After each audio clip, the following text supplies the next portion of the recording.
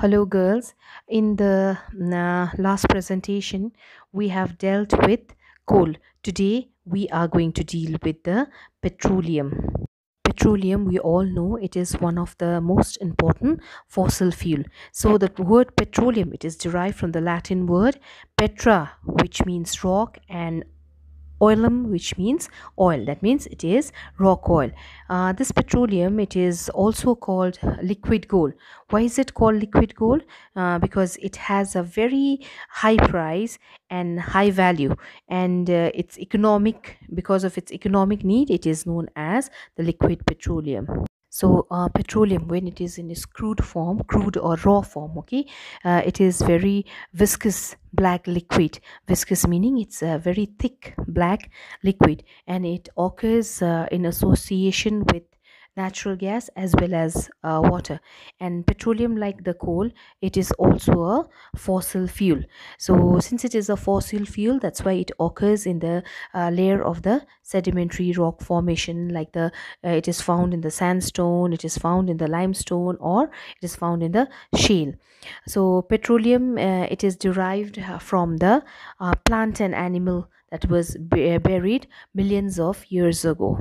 Now, let's look into the uses or advantages of petroleum. What are the advantages of petroleum? First one is it is a source of power for transportation sector.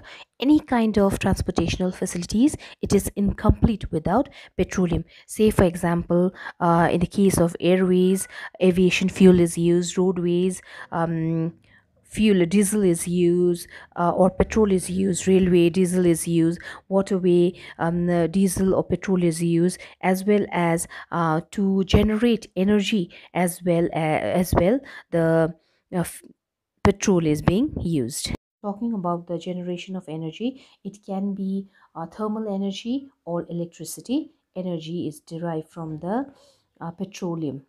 Petroleum, it is also used for the domestic purposes like lighting, cooking, heating. For all these purposes, petroleum can be used. Not only that, the byproduct of the petroleum is also of great use, like the byproducts like kerosene, lubricant, Vaseline. All these, it is the byproduct of the petroleum, and it's very useful. And lastly, various other petrochemicals can be derived from the petroleum, and the petrochemicals like propylene, ethylene, all these are derived from the petroleum, and it is of great importance. The greatest disadvantage of the petroleum is when the petroleum is being transported, at that time it spills, and when it spills, it spills on the seas and the oceans, and then it has an adverse effect on the marine life or the terrestrial life. Then the second one is release of poisonous gases, which when being mined. So when the petroleum is being mined, or the extraction process is taking place, or combustion process is taking place, at that time it releases lots of poisonous gases. The third disadvantage is it is not a renewable source. So since it's not a renewable source, once we use it, we can never reclaim it. Okay. And the fourth disadvantage is transportation cost is very high. So transportation in the case of petroleum, it is very expensive, and it is risky as well. So these are the disadvantages of petroleum. Petroleum, it is synonymous with the oil refineries.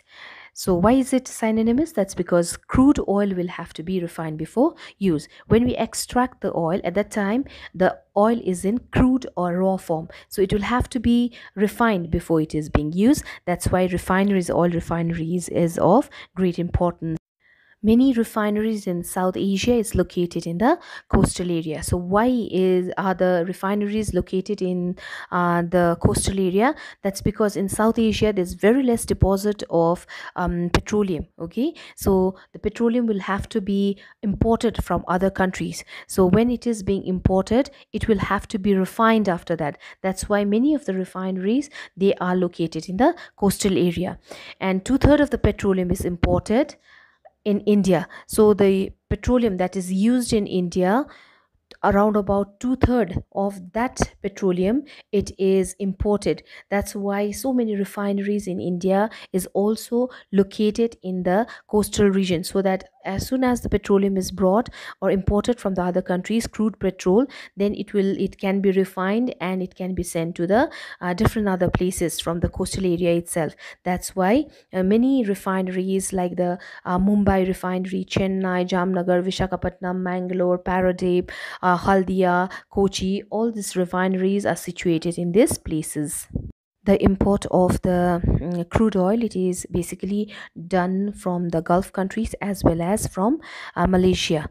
And 17 big refineries are there in India, which are under the three sectors, that is public, private and joint. So 17 refineries are there, of which many of the refineries are in the public sector, some of them are in the private sector, and some of them are in the joint sector. They have given an example here, like yeah, Mangalore refinery. Okay, it is under the joint sector. Reliance Petroleum Limited, that is in Jamnagar, it is under the private sector.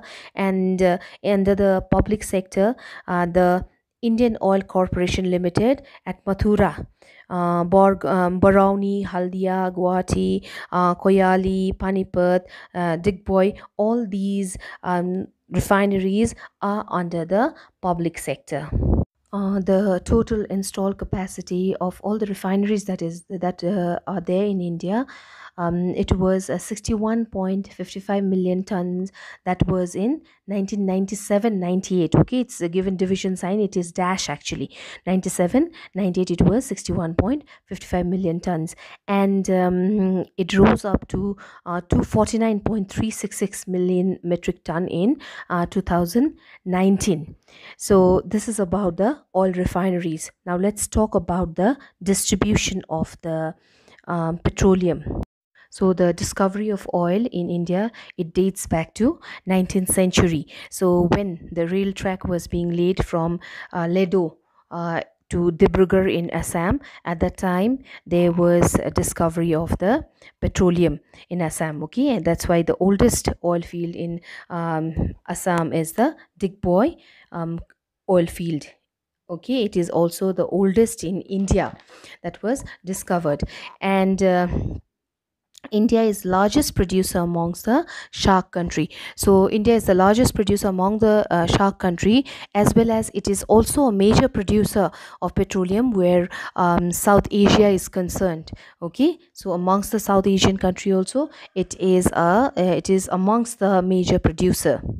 Mineral oil deposit, it is mainly found in India in Gujarat and Assam. Okay, in Assam, places like Digboy, Nahar Katia, Moran, Rudrasagar, Shivsagar, Bapapung, Hasanpung, all these places are the places where oil has been found. Then in Gujarat, Ankleshwar, Lunij, Kola, Alibad, Kasamba, Mehsana, Dholka. In these places, we find the deposit of oil.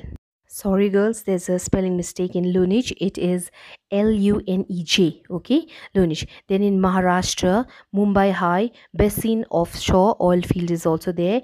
In Tripura, it is Baramura, Deotamura, and Muman Baga. Okay, so these are the places in Tripura where the oil deposit has been found. Apart from the places mentioned, it's also found in Arunachal Pradesh, that is in Manabhum, Kharsang, and Charali. There is a spelling mistake, that it is Charali, Charali. Okay, there also it is found. Apart from it, Nagaland, in Nagaland, Nigru, in the Nigru region, deposition of petroleum is found. Okay girls, this is all for today. We will be dealing about the natural gas in the next presentation. Bye bye, take care of yourself.